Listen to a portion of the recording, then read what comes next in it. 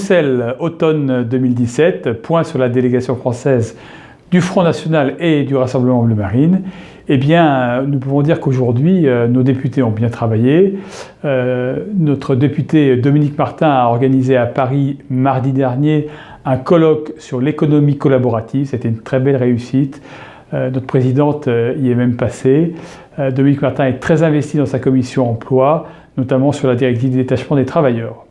Sylvie Godine, députée du Nord, a été dans une mission en Martinique sur la pêche et tous nos territoires ultramarins doivent être défendus. C'est pour ça que le Front National y est allé.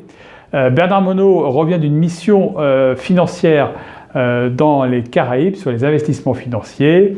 Et puis enfin, notre députée du Sud-Est, Marie-Christine Arnautu, a envoyé une lettre à l'ambassadeur turc auprès de l'Union européenne pour dénoncer justement le comportement de l'État turc contre les minorités chrétiennes qui sont expropriées de leurs églises, de leurs cimetières, de leurs terrains.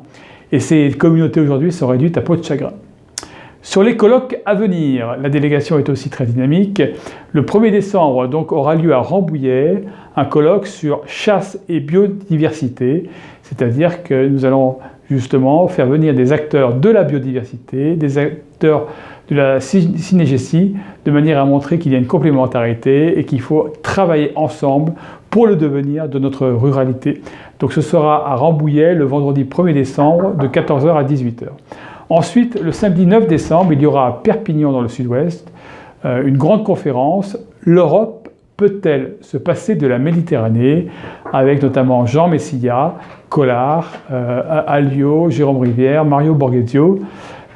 Et donc, ce sera une grande conférence très importante sur la Méditerranée, proche de la Méditerranée, donc le samedi 9 décembre. Enfin, un petit peu un point sur les élections, puisque vous savez que nous avons 9 nationalités qui composent le groupe Europe des Nations et des Libertés. Il y a notamment l'Autriche, puisque nos amis autrichiens sont arrivés second, avec près de 27% aux élections. Ils ont défendu leur identité face à l'islamisation. La République tchèque avec nos amis du SPD de Tomio Okamura, que nous irons rendre visite en début décembre.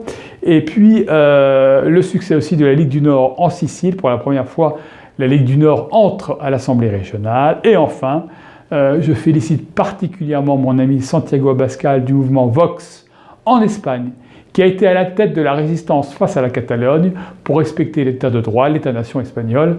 Et donc je félicite Santiago du rôle très important qu'il a joué justement et la ridiculisation du départ de Carles Puigdemont ici à Bruxelles, lui-même qui l'ont fait naître. Et donc voilà, je voulais saluer justement l'initiative de Santiago.